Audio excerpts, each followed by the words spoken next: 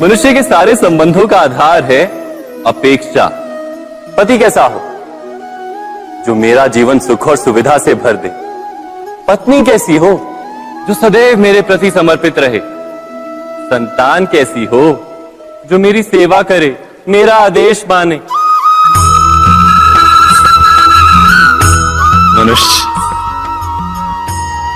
मनुष्य उसी को प्रेम भी कर पाता है जो उसकी अपेक्षा पूर्ण करता है।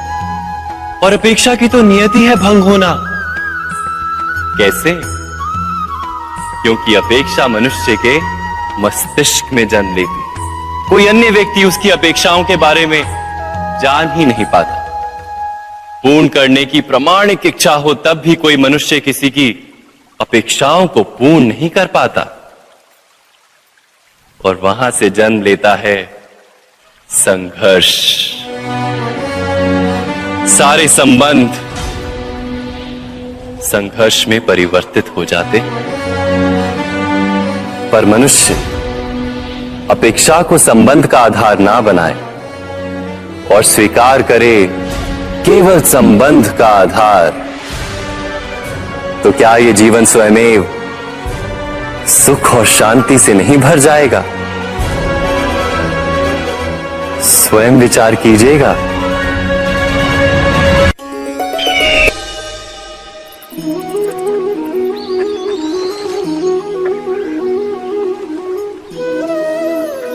समय के आरंभ से ही मनुष्य को एक प्रश्न सदा पीड़ा देता है कि वो अपने संबंधों में अधिकतम सुख और कम से कम दुख किस प्रकार प्राप्त कर सकता है। क्या आपके सारे संबंधों ने आपको संपूर्ण संतोष दिया है? विचार कीजिए। हमारा जीवन संबंधों पर आधारित है। हमारी सुरक्षा संबंधों पर आधारित है। इसी कारण हमारे जीवन के सारे सुखों का आधार भी संबंध है। किंतु फिर भी हमें संबंधों में ही अधिकतर दुख क्यों प्राप्त होते हैं? सदा ही संघर्ष भी संबंधों से ही उत्पन्न क्यों हो जाते हैं? कभी विचार किया है? जब कोई व्यक्ति किसी अन्य व्यक्ति के विचार अथवा कार्य को स्वीकार नहीं करता, उसमें परिवर्तन करने का प्रयत्न करता है, तो संघर्ष जन्म लेता है। अर्थात जितना अधिक अस्वीकार उतना ही अधिक संघर्ष, और जितना अधिक स्वीकार उतना ही अधिक सुख। क्या ये वास्तविकता नहीं? यदि मनुष्य स्वयं अपनी अपेक्षाओं पर अंकुश रखे, अपने विचारों को परखे, किसी अन्य व्यक्ति में परिवर्तन करने का प्रयत्न ना कर स्वयं अपने भीतर परिवर्तन करने का प्रयास करे, तो क्या संबंधों में संतोष प्राप्त करना इतना कठिन? अर्थात क्या स्वीकार ही संबंध का वास्तविक अर्थ नहीं? स्वयं विचार कीजिए।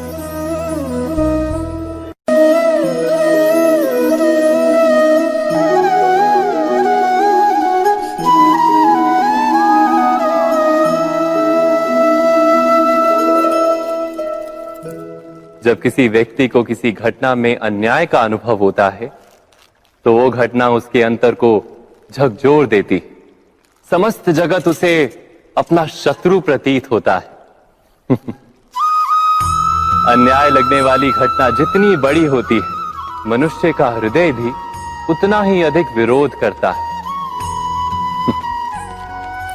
उस घटना के उत्तर में वो न्याय मांगता है, और ये योग्य भी है। वास्तव में समाज में किसी भी प्रकार का अन्याय व्यक्ति की आस्था और विश्वास का नाश है। किंतु ये न्याय क्या है? न्याय का अर्थ क्या है? अन्याय करने वाले को अपने कार्य पर पश्चाताप हो और अन्याय भुगतने वाले के मन में फिर से विश्वास जगे समाज के प्रति। इतना ही अर्थ है ना न्याय का। किंतु जिसके हृदय में धर्म नहीं होता, वो न्याय को छोड़कर बैर और प्रतिशोध को अपनाता है। हिंसा के बदले प्रतिहिंसा की भावना लेकर चलता है। स्वयं भोगी हुई पीड़ा से कहीं अधिक पीड़ा देने का प्रयत्न करता है और इस मार्ग पर चलते अन्याय को भुगतने वाला स्वयं अन्याय करने लगता है। शीघ्र ही वो अपराधी बन जाता है, अर्थात न्याय और प्रतिशोध के बीच बहुत कम अंतर होता है और इसी अंतर का नाम है धर्म। क्या ये सत्य नहीं? स्वयं विचार कीजिए। दो व्यक्ति जब निकट आते हैं तो एक दूसरे के लिए सीमाएं और मर्यादाएं निर्मित करने का प्रयत्न अवश्य करते हैं। हम यदि सारे संबंधों पर विचार करें तो देखेंगे कि इन सारे संबंधों का आधार यही सीमाएं हैं जो हम दूसरों के लिए निर्मित करते हैं। और यदि अनजाने में भी कोई अन्य व्यक्ति इन सीमाओं को तोड़ता है तो उसी क्षण हमारा हृदय क्रोध से भर जाता है। इन सीमाओं का वास्तविक रूप क्या है? क्या हमने कभी विचार किया? सीमाओं के द्वारा हम दूसरे व्यक्ति को निर्णय करने की अनुमति नहीं देते, अपना निर्णय उस व्यक्ति पर थोपते, अर्थात किसी की स्वतंत्रता का अस्वीकार करते हैं। और जब स्वतंत्रता का अस्वीकार किया जाता है तो उसका हृदय दुख से भर जाता है और जब वो सीमाओं को तोड़ता है तो हमारा हृदय क्रोध से भर जाता है। क्या ऐसा नहीं होता?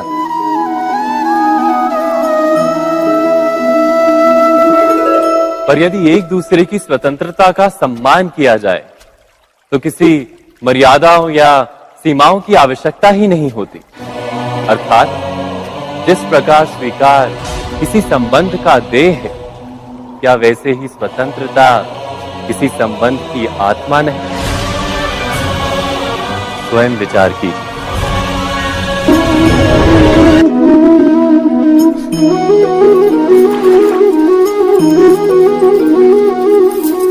पिता सदा ही अपने संतान के सुख की कामना करते हैं, उनके भविष्य की चिंता करते रहते हैं। इसी कारणवश सदा ही अपने संतानों के भविष्य का मार्ग स्वयं निश्चित करने का प्रयत्न करते रहते हैं। जिस मार्ग पर पिता स्वयं चला है, जिस मार्ग के कंकर पत्थर को स्वयं देखा है, मार्ग की छाया, मार्ग की धूप को स्वयं जाना है, उसी मार्ग पर उसका पुत्र भी चले, यही इच्छा रहती है हर पिता की। निसंदेह उत्तम भावना है ये, किंतु 3 प्रश्नों के ऊपर विचार करना हम भूल ही जाते हैं। कौन से प्रश्न? प्रथम प्रश्न, क्या समय के साथ प्रत्येक मार्ग बदल नहीं जाते? क्या समय सदा ही नई चुनौतियों को लेकर नहीं आता? तो फिर बीते हुए समय के अनुभव नई पीढ़ी को किस प्रकार लाभ दे सकते हैं? दूसरा प्रश्न, क्या प्रत्येक संतान अपने माता पिता की छवि होता है? हाँ, संतानों को संस्कार तो अवश्य माता पिता देते हैं, किंतु भीतर की क्षमता तो ईश्वर देते हैं।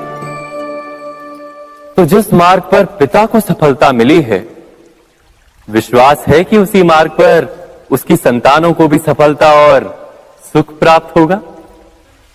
तीसरा प्रश्न, क्या जीवन के संघर्ष और चुनौतियां लाभकारी नहीं होती? क्या प्रत्येक नया प्रश्न एक नए उत्तर का द्वार नहीं खोलता? तो फिर संतानों को नए नए प्रश्नों, संघर्षों और चुनौतियों से दूर रखना, ये उनके लिए लाभ करना कहलाएगा या हानि पहुंचाना? अर्थात जिस प्रकार संतान के भविष्य का निर्माण करने के बदले उसके चरित्र का निर्माण करना श्रेष्ठ है, वैसे संतानों के जीवन का मार्ग निश्चित करने के बदले उन्हें नए संघर्षों के साथ जूझने के लिए मनोबल व ज्ञान देना अधिक लाभदायक नहीं होगा? स्वयं विचार कीजिए। सबके जीवन में ऐसा प्रसंग अवश्य आता है कि सत्य कहने का निश्चय होता है हृदय में, किंतु मुख से सत्य निकल नहीं पाता। कोई भय मन को घेर लेता है। किसी घटना अथवा प्रसंग के बारे में बात करना या फिर स्वयं से कोई भूल हो जाए उसके बारे में कुछ बोलना, क्या ये सत्य है? नहीं, ये तो केवल तथ्य है। अर्थात जैसा हुआ था वैसा केवल बोल देना सामान्य सी बात है। किंतु कभी कभी उस तथ्य को बोलते हुए भी भय लगता है।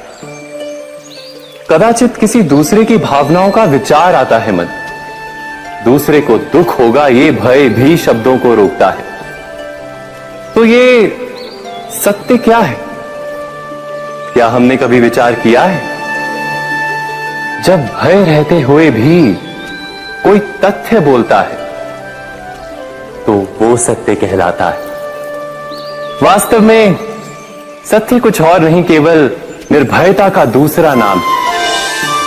और निर्भय होने का कोई समय नहीं होता, क्योंकि निर्भयता आत्मा का स्वभाव है। अर्थात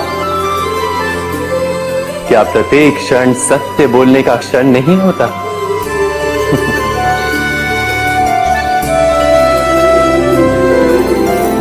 स्वयं विचार कीजिए। जब भी किसी की आशा और इच्छा भंग होती है तो उसका हृदय क्रोध से भर जाता है। जिस व्यक्ति को वो अपना अपराधी समझता है उसे दंड देने का प्रयत्न करता है। पर क्या हमारी इच्छा या आशा का भंग होना क्या सदा ही किसी का अपराध होता है? इच्छाओं के अपूर्ण रहने के तो कई कारण हो सकते हैं। कुछ तो संजोग के कारण अधूरी रह जाती हैं और कुछ नियति के कारण। और कभी कभी इच्छाओं का स्वरूप ही ऐसा होता है कि वो पूर्ण नहीं हो पाती। बिना परिस्थिति पर विचार किए किसी को अपराधी मान लेना न्याय नहीं, प्रतिशोध है।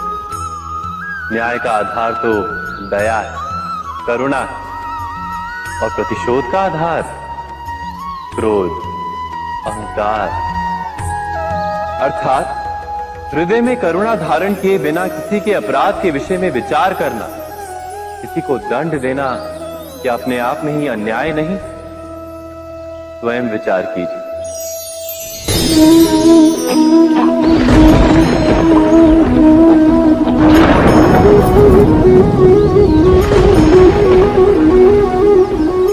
सपनों और पूर्वाभासों के आधार पर हम भविष्य के सुख दुख की कल्पना करते हैं।